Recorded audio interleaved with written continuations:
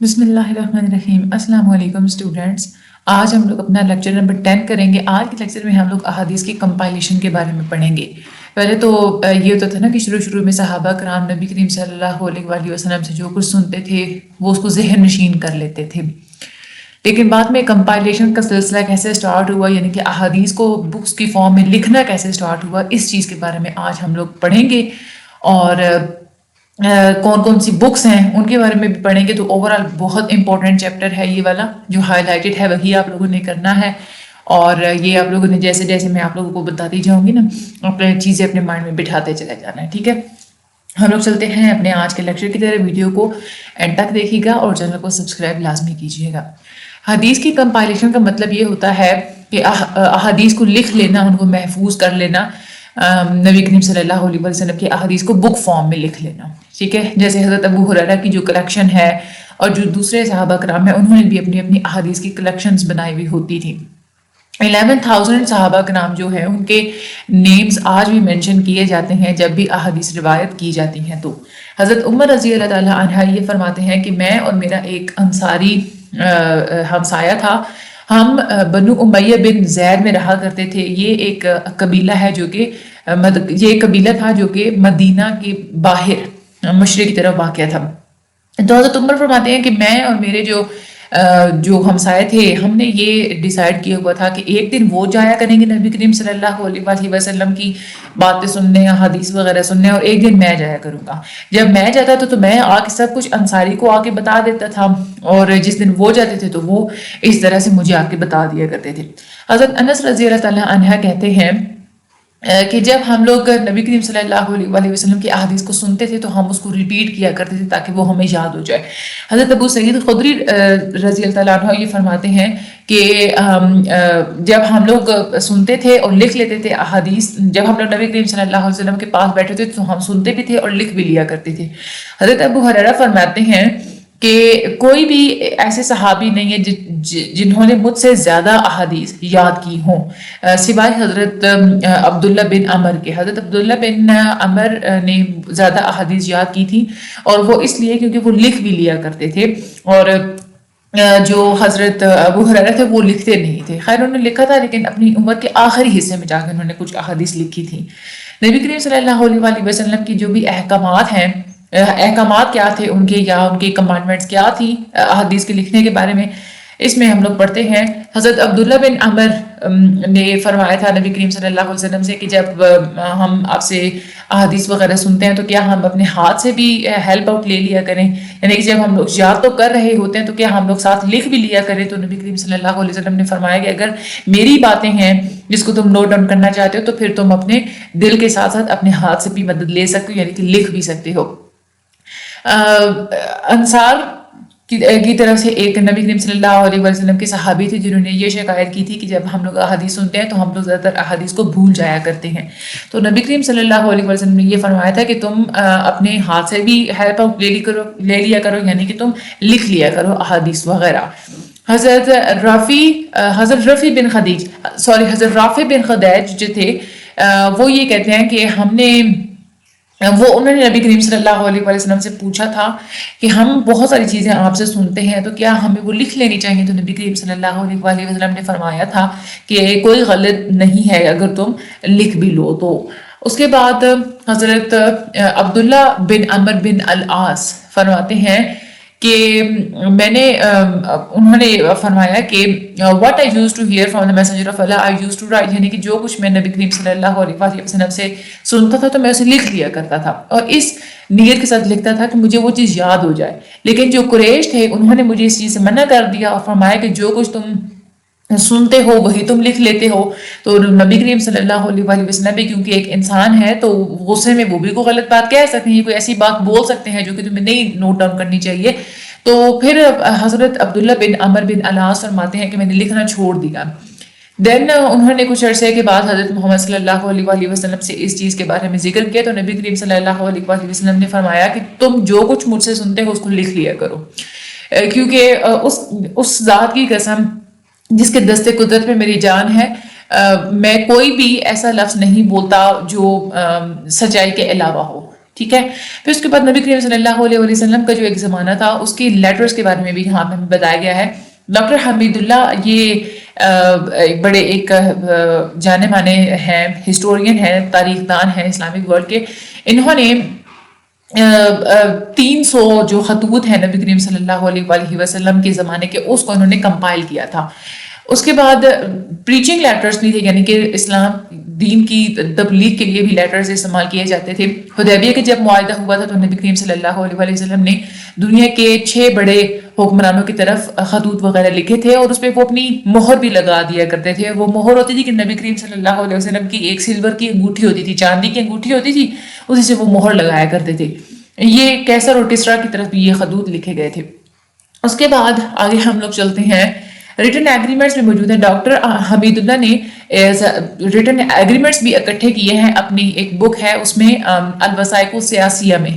اور مدینہ میں جو ایک معاہدہ ہوا تھا وہ، اور پھر اس کے بعد جو 6 ہجری میں صلح حدیبیہ ہوا وہ بھی اس میں لکھا ہوا ہے. یہ والا جو صلح حدیبیہ کا جو معاہدہ تھا یہ حضرت علی نے لکھا تھا. تو یہ MCQs بہت امپورٹنٹ ہے. اس کی ایک کاپی قریش کے پاس تھی اور ایک کاپی نبی کریم صلی اللہ علیہ وسلم کے پاس تھی. اس کے بعد ٹائٹل ڈیڈز آف اسٹیٹس، یعنی کہ اسٹیٹس کی جو معاملات وغیرہ ہوتے ہیں، پراپرٹی سے ریلیٹڈ جو معاملات وغیرہ ہوتے ہیں وہ بھی لکھے جاتے تھے. حضرت زبیر بن العوام کو ایک بہت بڑا زمین کا حصہ دیا گیا تھا، اور ان کو ڈاکومنٹ پہ نا نبی کریم صلی اللہ علیہ وسلم نے لکھ کے دیا تھا. یہ لکھا ہوا تھا کہ یہ والا جو ڈاکومنٹ ہے یہ زبیر کو دیا جاتا ہے نبی کریم صلی اللہ علیہ وسلم کی طرف سے، اور نبی کریم نے انہیں سوارت پورا کا اوپر والا جتنا بھی حصہ ہے وہ سارا عطا کر دیا ہے، اور اب اس حصے پہ کوئی بھی اور دعویٰ نہیں کر سکتا. اس کے بعد ٹرسٹیز وغیرہ بھی ریکارڈ کی جاتی تھی. طبقات ابن سعد میں ٹرسٹیز وغیرہ ریکارڈ کی، تو یہ نیم آپ نے یاد رکھ لینا ہے، طبقات ابن سعد میں. اس کے بعد ایفیڈیوٹس کا مطلب کیا ہوتا ہے کہ خرید و فروخت کے معاملے میں جو ڈاکومنٹس بنائے جاتے ہیں وہ بہت قیمتی ہوتے ہیں، ان کو ہم لوگ ایفیڈیوٹس بولتے ہیں. عبد المجید بن واحب جو تھے وہ نریٹ کرتے ہیں، روایت کرتے ہیں کہ عطا بن خالد بن حوزہ نے ان سے فرمایا کہ کیا میں تمہیں وہ ٹیکسٹ وہ جو ہے وہ ایک لکھا ایک حصہ نہ پڑھ کے سناؤ جو کہ نبی کریم صلی اللہ علیہ وسلم نے میرے لیے لکھا. تو انہوں نے فرمایا کہ کیوں نہیں، تم دکھاؤ. تو اس پہ وہ ایک پیس آف رائٹنگ لے کے آئے جس میں یہ لکھا تھا کہ یہ کنفرمیشن ہے کہ عطا بن خالد بن حوزہ عطا بن خالد بن حوزہ نے نبی کریم صلی اللہ علیہ وسلم سے کچھ خریدا. ٹھیک ہے، تو جو خرید و فروخت ہوتی تھی وہ بھی لکھ لی جاتی تھی وہ چیزیں بھی. اس کے بعد صحیفہ صدیقہ کی بات کرتے ہیں. حضرت عبداللہ بن عمر بن العاص کو کیونکہ پرمیشن نبی کریم صلی اللہ علیہ وسلم نے دے دی تھی احادیث وغیرہ لکھنے کی، تو انہوں نے اپنی ایک بک لکھی تھی الصدیقہ کے نام سے. یہ ایک صحیفہ جو کہ بہت ہی اوتھینٹک ہے، اور اس میں انہوں نے وہ احادیث لکھی ہیں جو وہ فرماتے ہیں کہ میں نے خود نبی کریم صلی اللہ علیہ وسلم سے سنی ہے، ڈائریکٹلی سنی ہے، درمیان میں کوئی اور راوی موجود نہیں ہے. اس کے بعد حضرت ابو ہریرہ کی بھی کلیکشن موجود ہے. انہوں نے سب سے زیادہ احادیث روایت کی ہیں. جو 5374 احادیث ہیں جو کہ ان سے روایت کی گئی ہیں. اس میں اسلامک جورسپروڈنس یعنی کہ جو فقہی مسائل ہوتے ہیں ان سے ریلیٹڈ 1500 احادیث ہیں 3000 احادیث میں سے، جو کہ رولنگ سے ریلیٹڈ ہیں، یعنی کہ اصولوں سے اور جو مسئلے وغیرہ ہوتے ہیں نا ان سے ریلیٹڈ ہیں. زیادہ تر جو احادیث ہیں وہ انہوں نے اپنی زندگی کے آخری حصے میں لکھی تھیں. اور ایک دفعہ حضرت حسن بن امیہ الزمری جو تھے انہوں نے ایک حدیث روایت کی حضرت ابو ہریرہ کے سامنے. تو حضرت ابو ہریرہ انہیں اپنے گھر لے گئے اور انہیں اپنا لکھا ہوا صحیفہ دکھایا کہ یہ دیکھو یہ والی ٹریڈیشن، یہ والی روایت میرے پاس موجود ہے. اس کے بعد صحیفہ حمام بن منبع، اس کا جو اوریجنل ٹائٹل ہے وہ ہے الصحیفہ الصحیحہ. ٹھیک ہے، یہ حضرت ابو ہریرہ کے اسٹوڈنٹ ہیں. ٹوٹل انہوں نے 138 احادیث لکھی ہیں اپنے اسکرپچر میں یعنی کہ صحیفے میں. عبد الرحمن کیلانی لکھتے ہیں کہ صحیفہ حمام بن منبع یہ ریسنٹلی ڈاکٹر حمید اللہ نے پبلش کیا تھا. اور اس پورے صحیفہ کے یہ جو پورا صحیفہ ہے یہ مسند امام احمد بن حنبل کے اندر بھی موجود ہے. یہ جب صحیفہ لکھا گیا تھا اس میں اور مسند امام احمد بن حنبل کی جو ہے اس میں 2 سال کا جو ہے نا وہ ٹائم پیریڈ موجود ہے. اور ان 2 سال کے ٹائم پیریڈ میں جو بھی احادیث آگے پہنچتی گئی ہیں اور جو امام تک پہنچی وہ ساری اورل فارم میں وہ پہنچی، لوگ سن کے آگے سنایا کرتے تھے. لیکن 2 سال کے اس ٹائم پیریڈ کے باوجود بھی اس صحیفے کے اندر اور مسند امام احمد کے اندر جو ایک احادیث وغیرہ موجود ہیں وہ پرفیکٹلی بالکل ایک جیسی ہیں. تو یہ ایک پروف ہے کہ اگر آپ لوگ زبان سے بھی کوئی چیز روایت کرتے ہیں تو وہ بھی ریلائبل ہوتی ہے. لیکن جب آپ لوگ زبان سے کوئی چیز سنتے ہیں تو آپ لوگوں نے اس پہ جو ہے وہ ریلائبل ہوتی ہے، تو اس میں آپ لوگوں نے ایڈمٹ کرنی ہوتی ہے، دو چیزیں آپ لوگوں نے تسلیم کرنی ہوتی ہیں. ایک تو یہ ہے کہ اورل ٹریڈیشنز اگر 2 سال بھی گزر جائے تو بھی آپ نے وہ ٹرسٹڈ ہوتے ہیں، ٹھیک ہے، ان پہ یقین کیا جا سکتا ہے. اور جو چین ہوتی ہے نا حدیث کے لکھنے کی، وہ انٹرپٹ نہ ہوئی ہو بیچ میں ایک کسی بھی ٹائم پہ، وہ ایک چین آپ لوگوں کو پوری پتہ ہونا چاہیے کہ کس نے کس سے حدیث سنی. اس کے بعد ہے حدیث آف حضرت عبداللہ بن عباس. یہ حضرت میمونہ کیونکہ ان کی آنٹی تھی اور انہوں نے 1660 احادیث لکھی ہیں. موسیٰ ابن عقبہ یہ کہتے ہیں کہ قریب نے اپنا ایک اونٹ چھوڑ دیا تھا جس پہ حضرت ابن عباس کی بکس لوڈ ہوئی تھیں. اور علی بن عبداللہ بن عباس جو تھے، یعنی کہ حضرت عبداللہ بن عباس کے بیٹے تھے، ان کو جب بھی کوئی کتاب چاہیے ہوتی تھی وہ قریب کو خط لکھتے تھے اور وہ انہیں کتاب بھیج دیا کرتے تھے. ایک کاپی اپنے پاس رکھتے تھے اور ایک جو کاپی ہوتی تھی وہ علی بن عبداللہ بن عباس کو بھیج دیا کرتے تھے. احادیث سیدہ عائشہ، یہ صحابہ کرام فرماتے ہیں کہ ہمیں نہیں یاد کہ کبھی کوئی ایسا مسئلہ بھی ہمیں پیش آیا ہو کہ جو ہم نے حضرت عائشہ سے پوچھا ہو اور انہوں نے ہمیں اس چیز کے بارے میں انفارمیشن نہ دی ہو. حضرت عائشہ نے 2210 احادیث روایت کی ہیں. یہ نا آپ لوگ ایک پیج پہ نوٹ ڈاؤن کر لیجئے گا کہ کس نے کتنی احادیث روایت کی. اس میں سے حضرت عائشہ کی بہت امپورٹنٹ ہیں، یہ آپ لوگوں نے اپنے مائنڈ میں رکھنی ہے. اس میں سے 174 احادیث ایسی ہیں جو کہ بخاری اور مسلم میں بھی موجود ہیں، اور ان میں سے بھی جو 54 جو احادیث ہیں وہ صحیح بخاری میں ہیں اور 69 جو ہے وہ صحیح مسلم میں ہیں. انہوں نے ہر چیز کے پیچھے نا کسی بھی ہر ڈیسیجن کے پیچھے، ہر واقعے کے پیچھے کوئی نہ کوئی ریزن انہوں نے ضرور ڈسکرائب کیا ہے حضرت عائشہ نے. اس کے بعد حضرت عبداللہ بن عمر کی بھی نریشنز ہیں، وہ بھی احادیث وغیرہ موجود ہیں. یہ جو روایات ہیں وہ 2620 ہیں کیونکہ یہ حضرت حفصہ رضی اللہ تعالیٰ عنہ کے بردر تھے، بھائی تھے، تو ان کو رسائی حاصل تھی حضرت محمد صلی اللہ علیہ وسلم کے گھر تک کی. اچھا آگے ہم لوگ بات کرتے ہیں صحیفہ کیا ہوتا ہے. صحیفہ جو ہے اس کا سنگولر ورڈ ہوتا ہے صحف، ٹھیک ہے، یہ سنگولر ہے صحف کا. صحف جو ہے نا وہ جمع ہے، اس کا سنگولر ہوتا ہے صحیفہ. یہ عربک میں اس کا لفظ ہوتا ہے کوئی چیز پھیل جانا یا ریٹن پیپر یا کوئی میگزین یا چھوٹی سی بک، اس کو صحیفہ بولا جاتا ہے. صحیفہ حضرت ابو بکر صدیق،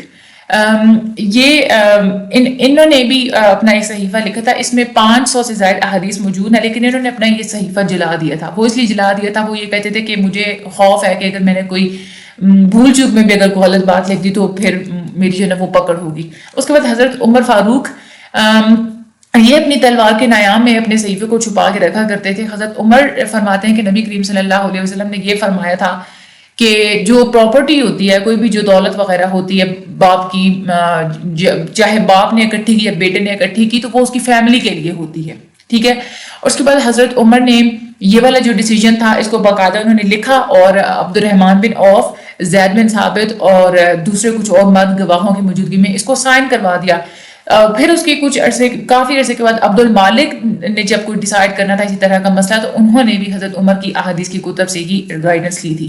اس کے بعد حضرت عثمان رضی اللہ تعالیٰ عنہ یہ فرماتے ہیں، انہوں نے اپنے بیٹے محمد بن حنفیہ کو ایک دفعہ حضرت علی نے اپنے بیٹے محمد بن حنفیہ کو یہ کہا تھا کہ یہ جو بک ہے، یعنی کہ جو حضرت علی نے خود ایک صحیفہ لکھا ہوتا ہے نا، وہ انہوں نے بھیجی حضرت عثمان کے پاس اور یہ کہا کہ اس کو فالو کرو. تو کیونکہ اس کے اندر نبی کریم صلی اللہ علیہ وسلم کے تمام تر احکامات وغیرہ موجود ہیں. تو حضرت عثمان کے پاس جب وہ بک لے گئے تو حضرت عثمان نے فرمایا کہ مجھے اس کی ضرورت نہیں، میرے پاس آلریڈی ان کے احکامات موجود ہیں. یعنی کہ حضرت عثمان نے بھی اپنا ایک صحیفہ رکھا ہوا تھا، وہ بھی اس میں احادیث وغیرہ نوٹ ڈاؤن کیا کرتے تھے. صحیفہ حضرت علی، یہ بھی اپنی تلوار کی ہلٹ کے اندر چھپا کے رکھا کرتے تھے اپنے صحیفے کو. یہ فرماتے ہیں کہ میں نے صرف قرآن پاک پڑھا ہے اور جو کچھ اس صحیفے میں موجود ہے وہ میں نے نبی کریم صلی اللہ علیہ وسلم سے سننا ہے، اور اس کے علاوہ میں نے اور کچھ نہیں لکھا. ان کا جو صحیفہ ہے انہوں نے قصاص سے ریلیٹڈ، ڈیتھ سے ریلیٹڈ، فدیہ سے ریلیٹڈ، اسلامک اسٹیٹ کیسے قائم کرنی ہے، غیر مسلموں کو کیا حقوق ہوتے ہیں اور وراثت کے کیا حقوق ہوتے ہیں، زکوٰۃ کے کیا پرنسپلز ہوتے ہیں، یہ ساری چیزیں انہوں نے اپنے صحیفے کے اندر ساری کی ساری مینشن کی ہوئی تھی. آگے ہم لوگ بات کرتے ہیں کائنڈز آف حدیث بکس. احادیث کی مختلف کتابیں ہوتی ہیں، تو ان کی مختلف ٹائپس ہوتی ہیں. دس از ویری امپورٹنٹ. ایک کتاب ہوتی ہے صحیح. صحیح کا مطلب ہوتا ہے، صحیح وہ کتابیں ہوتی ہیں جس کے جو صحیح احادیث میں جو روایت وغیرہ موجود ہوتی ہے اس کو ہم لوگ صحیح بولتے ہیں، ٹھیک ہے، یعنی کہ جو صحیح کی ڈیفینیشن ہوتی ہے نا کہ احادیث اس طرح سے صحیح ہوتی ہیں، وہ ساری کنڈیشنز ایسی احادیث میں فلفل ہوتی ہیں. صحیح بخاری، صحیح مسلم، صحیح ابن حبان، یہ ساری جو ہے وہ صحیح کی کائنڈ کے اندر آتی ہے. اس کے بعد ایک اور جو بکس ہوتی ہیں وہ ہوتی ہے جامع. جامع وہ ہوتی ہیں جس میں اسلام سے ریلیٹڈ جتنے بھی بیسک ایشوز ہوتے ہیں وہ سارے موجود ہوتے ہیں. 8 طرح کے ٹاپکس سے ریلیٹڈ احادیث جامع کے اندر موجود ہوتی ہیں. سیرہ سے ریلیٹڈ، مینر سے ریلیٹڈ، ایگزیجز یعنی کہ تفسیر سے ریلیٹڈ، بلیفز عقیدے سے ریلیٹڈ، کوموشن، rulings, science of doomsday, virtues, یہ ساری کی ساری جامع کے اندر موجود ہوتی ہیں. جامع ترمذی اس کی ایک ایگزامپل ہمیں دیکھنے کو ملتی ہے. اس کے بعد ایک اور جو بکس ہوتی ہے وہ ہوتی ہیں سنن. سنن وہ ہوتی ہیں جس کے اندر جورسپروڈینشل چیپٹرز ہوتے ہیں، یعنی کہ فقہ کے جو مسائل ہوتے ہیں وہ اس کے اندر موجود ہوتے ہیں. طہارت کیسے کرنی ہے، وراثت کیا کیسی ہوتی ہے، دودھ پلانے کے کیا احکامات، یہ سارے جو احکامات ہوتے ہیں وہ سنن کے اندر آ جاتے ہیں. سنن ابو داؤد، سنن نسائی، سنن ابن ماجہ، سنن دارمی، سنن دار قطنی، اس کے بعد سنن بہقی اور سنن الکبریٰ، یہ والی اگزامپلس ہیں اس کی. اس کے بعد ایک اور بکس ہوتی ہیں احادیث کی جس کو ہم لوگ بولتے ہیں مسند. اس میں کیا ہوتا ہے کہ ہر جو صحابہ تھے نا، جو 4 جو صحابی تھے، ان کی جو الگ الگ جو روایات ہیں وہ ساری الگ الگ سے کلیکٹ کر لی جاتی ہیں، ٹھیک ہے. اور جو راویوں کی جو احادیث ہوتی ہیں ان کو ایک آرڈر کی فارم میں لکھا جاتا ہے، چاہے وہ الفابیٹیکل آرڈر ہو یا رینک کی فارم میں ہو، یعنی کہ پہلے حضرت ابوبکر تھے تو ان کی احادیث، پھر اس کے بعد حضرت عمر آئے تو ان کی احادیث، اس طرح سے ایک رینک کی فارم میں یا پھر جو الفابیٹیکل آرڈر ہوتا ہے نیمز کا، اس کی فارم میں احادیث وغیرہ لکھی جاتی ہیں. جیسے مسند ہے امام احمد کی اور مسند ابو داؤد، یہ بہت امپورٹنٹ ہوتی ہیں آپ لوگوں کی اس طرح سے نا کہ وہ کون سی بکس ہوتی ہے جس میں رینک کے مطابق یا الفابیٹیکل آرڈر کے مطابق احادیث لکھی جاتی ہیں، تو یہ مسند ہوتی ہیں. اس کے بعد ایک اور بکس ہوتی ہیں اربعین. اربعین وہ ہوتی ہے کہ کسی مخصوص ٹاپک سے ریلیٹڈ 40 احادیث موجود ہوتی ہیں، اس کو ہم لوگ بولتے ہیں الاربعین، ٹھیک ہے. اس کے بعد ایک اور جو احادیث کی بکس ہوتی ہیں ان کو ہم لوگ بولتے ہیں جزء. اس میں کیا ہوتا ہے کہ احادیث وہ لکھی جاتی ہے جس کا نریٹر ایک ہی ہوتا ہے، اس کو ہم لوگ فاد بھی بولتے ہیں. اچھا، اس کے بعد آگے ہم لوگ بولتے ہیں الموضوعات. یہ یہ وہ فیبریکیٹڈ احادیث اس کے اندر موجود ہوتی ہیں ساری کی ساری. اور فیبریکیٹڈ کون سی ہوتی ہے کہ میں آپ لوگوں کو پچھلے ریجیکٹڈ احادیث کے ٹاپک میں ڈیٹیل میں بتا چکی ہوں. اس کے بعد ایک اور ٹائپ ہوتی ہے احادیث کی بکس کی المستدرک. یہ وہ ہوتی ہیں یعنی کہ کوئی آتھر ہوتا ہے تو اس کی احادیث کو کلیکٹ کر لیا جاتا ہے جو کہ کسی اور بک کے اندر موجود نہیں ہوتا، یعنی کہ ایک ایسا مسئلہ ایسی احادیث جو کہ اور کسی بک کے اندر موجود نہیں ہے تو وہ الگ سے اس کو کر لیا جاتا ہے. اب اس طرح کی جو بھی ایک احادیث وغیرہ ہوتی ہیں وہ وہی ہوتی ہیں جو کہ احادیث کی کنڈیشنز میں پوری اتر رہی ہوتی ہیں، لیکن ان کو کسی اور بک کے اندر وہ موجود نہیں ہوتی یا کسی آتھر نے اس کو اپنی بک میں نہیں لکھا ہوتا. حالانکہ جیسے فار ایگزامپل ہے نا کہ ایک راوی ہیں، انہوں نے احادیث روایت کی ہیں لیکن انہوں نے اپنی بک کے اندر کوئی 1-2 احادیث نہیں لکھی جو کہ ایکچوئل میں موجود ہیں، تو ایسی جو احادیث ہوتی ہیں ان کو الگ سے لکھ لیا جاتا ہے ایسی کتابوں میں، تو اس کو ہم لوگ المستدرک بولتے ہیں، ٹھیک ہے. اس کے بعد فیمس احادیث کی بکس کون کون سی اس کے بارے میں ہم لوگ پڑھتے ہیں. صحاح ستہ بہت زیادہ فیمس ہے، آپ لوگوں کو بھی پتا ہوگا. صحاح جو ہے نا یہ ایک پلورل ورڈ ہے، اس کا مطلب پلورل ورڈ ہے صحیح کا، ٹھیک ہے. صحیح کو جب ہم لوگ جمع کی فارم میں لیتے ہیں تو وہ صحاح ہوتا ہے. ستہ کا مطلب ہوتا ہے 6 عربک لینگویج میں. صحاح ستہ کا مطلب یہ ہے کہ 6 کتابیں احادیث کی جس پہ تمام سکولرز ان کو ایکسیپٹ کرتے ہیں. اس میں آ جاتی ہیں صحیح بخاری، صحیح مسلم، جامع ترمذی، سنن ابی داؤد، سنن نسائی اور سنن ابن ماجہ. یہ نام آپ لوگوں نے اچھے سے یاد کرنے ہیں. ان کو ہم لوگ اصول ستہ بھی بولا جاتا ہے اور ان کو 6 پرنسپلز بک بھی بولا جاتا ہے اور اس کے علاوہ کتب ستہ بھی بولا جاتا ہے، ٹھیک ہے. جو پہلی 2 کتابیں ہیں صحیح بخاری اور صحیح مسلم، اس کو صحیحین بولا جاتا ہے، اور جو آخری جو 4 کتابیں ہیں ان کو سنن اربعہ بولا جاتا ہے. تو یہ آپ لوگوں نے سارے MCQs یاد کرنے ہیں. اس کے اندر کچھ ویک احادیث بھی موجود ہیں اور لیکن کیونکہ اوتھینٹک احادیث کی تعداد اس میں زیادہ ہے تو اسکالرس صحیح ستہ کے اندر جو ہے نا وہ ساری صحیح ستہ میں ان کو بھی کنسیڈر کرتے ہیں. اب ہم لوگ ان سب کو باری باری ذرا دیکھتے ہیں. سب سے پہلے ہے صحیح البخاری. ان کے جو آتھر تھے، جو رائٹر تھے، وہ ہیں محمد بن اسماعیل البخاری. جن کا کنیت جو ہے وہ ہے ابو عبداللہ، بخارا میں پیدا ہوئے تھے، 194 ہجری میں پیدا ہوئے اور 256 ہجری کو ان کی ڈیتھ ہوئی. تو ان کی جو ڈیٹ آف برتھ اور جو ڈیٹ آف ڈیتھ ہے یہ آتی ہوتی ہے آپ لوگوں کے کوئز میں اور ایم سی کیوز میں. اس میں جو احادیث کی تعداد ہے وہ ہے 7563. اچھا، صحیح بخاری کی نمایاں اس میں جو کوالٹی جو وہ یہ ہے کہ ان کی ریسرچ بہت اچھی ہے. اس کے اندر مسند احادیث ہیں اور مرفوع احادیث اس کے اندر موجود ہیں. اس کے علاوہ آگے ہم لوگ بات کرتے ہیں صحیح مسلم. یہ مسلم بن الحجاج نے لکھی تھی، جن کی کنیت ابو الحسن تھی. 206 ہجری میں پیدا ہوئے، 261 ہجری میں ان کی وفات ہوئی تھی. نیشا پور ایک شہر ہے خراساں کا، وہاں کے رہنے والے تھے. اس بک کی صحیح مسلم اور صحیح بخاری دونوں جو بکس ہیں، ان دونوں کی اندر جو احادیث ہیں ان کی تعداد 7563 ہی ہے. یہ دوسرے نمبر پہ آتی ہے صحیح ستہ میں، اور صحیح بخاری سے بھی زیادہ یہ سپیریئر مانی جاتی ہے کیونکہ اس کے اندر ارینجمنٹ بہت اچھی ہے اور کمپائلیشن اس کی بہت اچھی ہے. اس کے بعد جامع ترمذی، محمد بن عیسیٰ بن سورہ بن موسیٰ نے اس کو لکھا ہے، جن کی کنیت ابو عیسیٰ تھی. اور اس کے علاوہ اس کتاب کے جو اور جو مشہور نیم ہے وہ یہ ہے، کتاب الجامع بھی کہا جاتا ہے اور جامع ترمذی بھی کہا جاتا ہے. اس میں فیچرز ایک تو یہ ہے کہ جو جیورسٹ ہوتے ہیں، یعنی کہ جو فقہ وغیرہ جو ہوتی ہے اس سے ریلیٹڈ اس کے اندر تو احکامات موجود ہیں. اور اس کے علاوہ ترمذی کے اندر یہ بھی موجود ہے کہ جو احادیث ہے نا وہ ان کی کیا کیٹیگری ہے، اوتھینٹک احادیث ہے، گڈ، یہ والی حدیث گڈ ہے، یہ ڈیفیکٹیو ہے، یہ ویک ہے، یہ بھی ساری احادیث کے ساتھ لکھا ہوا ہے. اور اس کے اندر نریٹرز کے بارے میں بھی ریمارکس موجود ہے کہ ان کی کیا پوزیشن اور کیا سٹیٹس ہے. اس کے بعد اگلی بک ہے سنن ابی داؤد.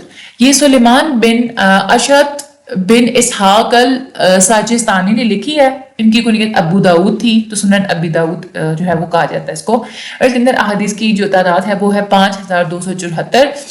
اس کے جو فیچرز ہیں وہ یہ ہیں کہ نبی کریم صلی اللہ علیہ وسلم کی سنت اور جو لیگل رولنگز ہوتی ہیں اس سے ریلیٹڈ احادیث اس کے اندر موجود ہیں، یعنی کہ احکامات وغیرہ اس کے اندر موجود ہیں.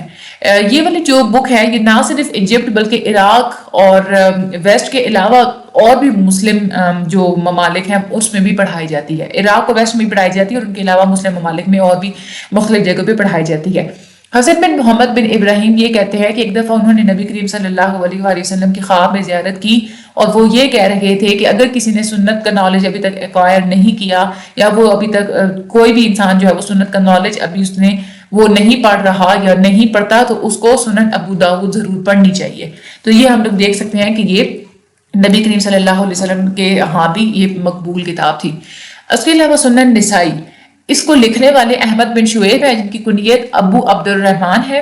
اس کے اندر جو احادیث کی تعداد ہے وہ ہے 5761. ٹھیک ہے، اس کے اور بھی نام ہیں. سنن نسائی کو المشتبہ من السنن بھی کہا جاتا ہے اور السنن الصغرى بھی بولا جاتا ہے. یہ نیم آپ لوگوں نے اس کے یاد کر لینے ہیں. اس میں کیا ہے، اس میں صحیح الاسناد جو ہے نا وہ یعنی کہ سند کے ساتھ جو بالکل صحیح احادیث ہیں وہ اس کے اندر موجود ہیں. جو صحیح کے جو راویوں کا فل کرائٹیریا ہوتا ہے، جو نریٹرز پہ وہ کرائٹیریا فل ہوتا ہے، جسٹ انہی کی احادیث اس کے اندر موجود ہیں. اور اس میں انہوں نے نریٹرز اور جو چین ہوتے ہیں نریٹرز کی جو اسناد ہوتی ہیں وہ بھی ایکسپلین کیا ہوا ہے، ٹیکسٹ کے بارے میں بھی ایکسپلین کیا ہوا ہے. اور نیمز اور جو سر نیمز کے درمیان جو ایک ایرر کی یا غلطی کی جو پاسبلٹی جہاں پہ ہو سکتی ہے وہاں پہ اس کو ایکسپلین بھی کیا گیا ہے. اس کے بعد ہے آخری جو کتاب سنن ابن ماجہ. یہ محمد بن یزید بن عبداللہ ابن ماجہ نے اس کو لکھا ہے جن کی جو کنیت ہے وہ ابو عبداللہ ہے اور اس کے اندر 4341 احادیث موجود ہیں. ایک تو یہ جورسپروڈینشیل ہے یعنی کہ فقہ سے ریلیٹڈ ہے اور اس میں جو بھی ایک اوتھینٹک احادیث ہوتی ہے جورسپروڈینشیل وہ اس کے اندر موجود ہیں. صحیح احادیث موجود ہیں، حسن احادیث بھی موجود ہیں اور جو ضعیف احادیث ہوتی ہیں وہ بھی موجود ہیں اور اس میں ساتھ میں لکھا ہوا ہے. ٹھیک ہے کہ یہ والی ضعیف ہے، یہ والی حسن ہے، یہ والی صحیح ہے. ٹھیک ہے. اور اس کے علاوہ سنن ابن ماجہ کے اندر سے احادیث ڈھونڈنا سب سے زیادہ آسان ہے as compare to the all other Sunan books. کیونکہ اس کے اندر جو احادیث کمپائل ہوئی ہیں وہ زیادہ obvious تھیمز کے مطابق ہیں، یعنی کہ وہ ٹاپک جو کہ زیادہ روزمرہ زندگی میں ہمیں چاہیے ہوتے ہیں وہ پہلے ہیں اور جو جن کی کم ضرورت پڑتی ہے بہت زیادہ وہ آخر میں آئے. ٹھیک ہے, ایک اس طرح سے رینکنگ احادیث کی ہوئی ہے. تو کون سی احادیث میں سے, کون سی بک میں سے احادیث ڈھونڈنا آسان ہے, تو سنن ابن ماجہ میں سے آسان ہے. تو یہ آپ لوگوں نے اپنے پاس نوٹ ڈاؤن کر لینا, اس کو آپ لوگوں نے اپنے مائنڈ میں رکھنا ہے. انشاءاللہ اگلے لیکچر میں ہم لوگ مزید پڑھیں گے احادیث کے بارے میں. اس میں جسٹ میں نے جو ہائی لائٹ کیا وہ جسٹ آپ لوگ یہی کیجیے گا, باقی جو میں نے آپ لوگوں کو بتا دیا ہے وہ آپ لوگوں نے اپنے مائنڈ میں رکھنا ہے. ٹھیک ہے, چینل کو سبسکرائب کرنا مت بھولیے گا, مجھے اپنی دعا میں یاد رکھیے گا. Thank you so much and اللہ حافظ.